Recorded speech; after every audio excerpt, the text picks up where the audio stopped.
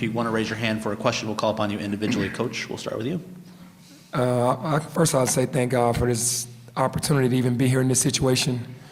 We've come a long ways, and to be in a point right now, to be in the semifinal game of the conference, playing against a really well-coached and really good SMU team that's beaten us twice already this year, to be able to come in and understand that it's pretty much a home game for them and still beat them here with everything at stake, with them having the opportunity to make it into the NCAA, us having an opportunity to make it into the NCAA, for the guys to face adversity throughout the game, heavily face adversity, and then come out on top and push through with everything that happened. Jalen getting injured, Tyler catching a cramp, DeAndre fouling out. Man, I couldn't be even more proud of these guys. They did a heck of a job.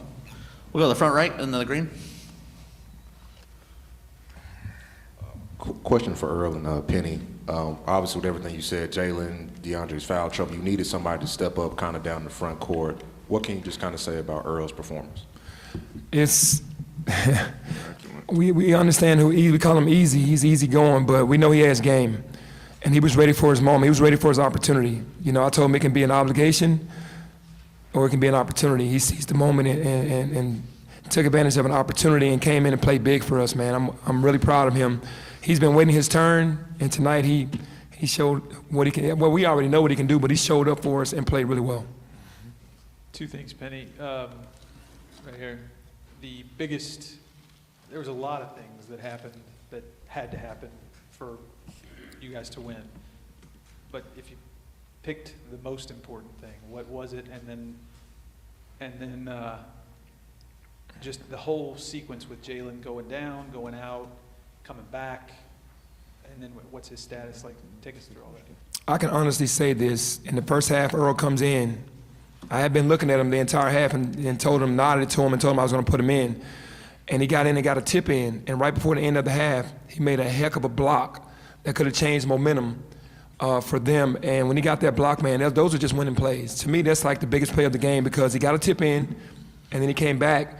Right before the end of the half, Josh got beat off the dribble, and he went up and blocked it right before the end of the half to take us into the half with some momentum. Yeah, Jalen, man, I saw that he fell really hard.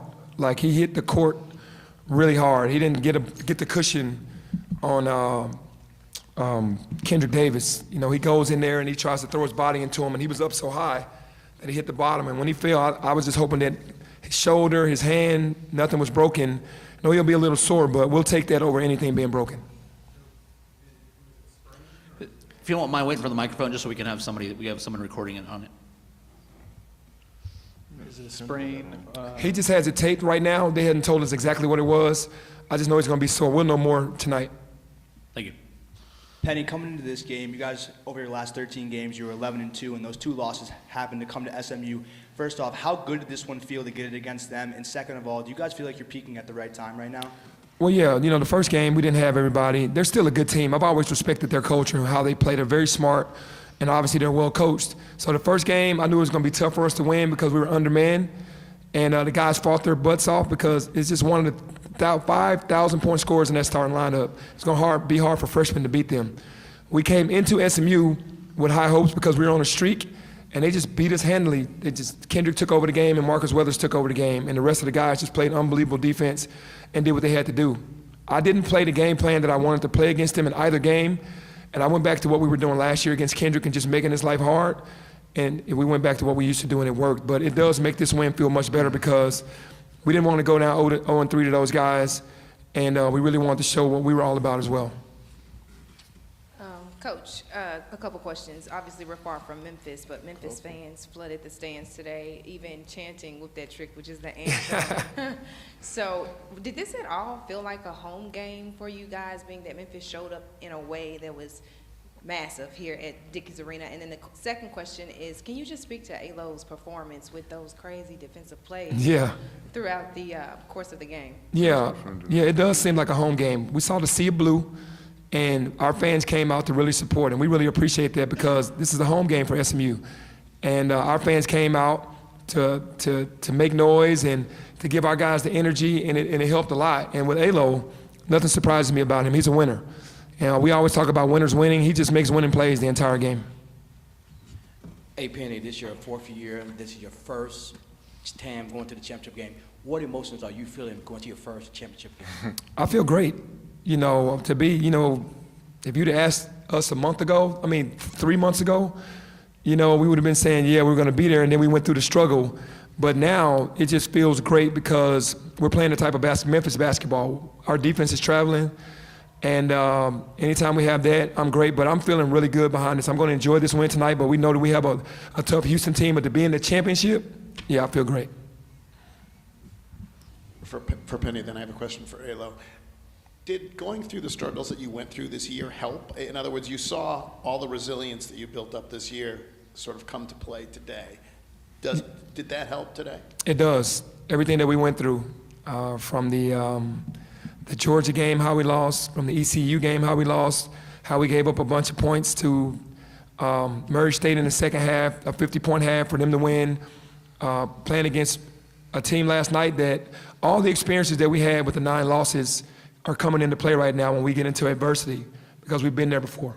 And then for Alo, did you take it personally to lock up Kendrick? What was your approach there? And what's it like as someone who had to sit out last year during this postseason run to be a part of it, to be popping your Memphis jersey and hearing whoop that trick and everything else? I most definitely took the matchup personally. You know, we play the same position, and he's the player of the year. And, you know, I go in and just want to be a great defender. So I wanted to take that matchup personal. And I talked to Coach about that. No matter what, I just want to stay on him. And, you know, also right before the game, we saw a couple quotes that they said, as in, you know, they felt like they had already won the game before it happened. So they just added fuel to the fire. And that was just something that really just stayed on my mind, especially coming into the game today.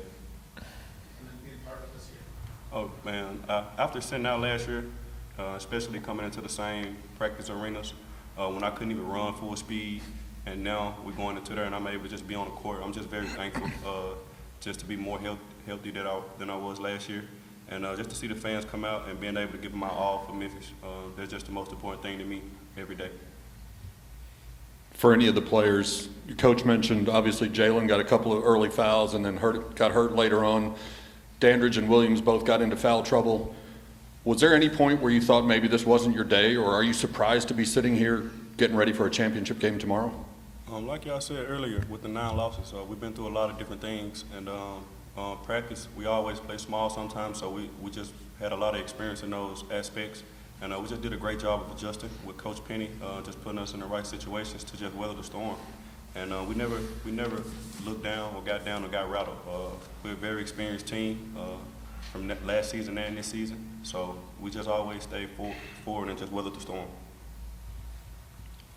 This is for Penny and maybe Landers too. You're down 55-51.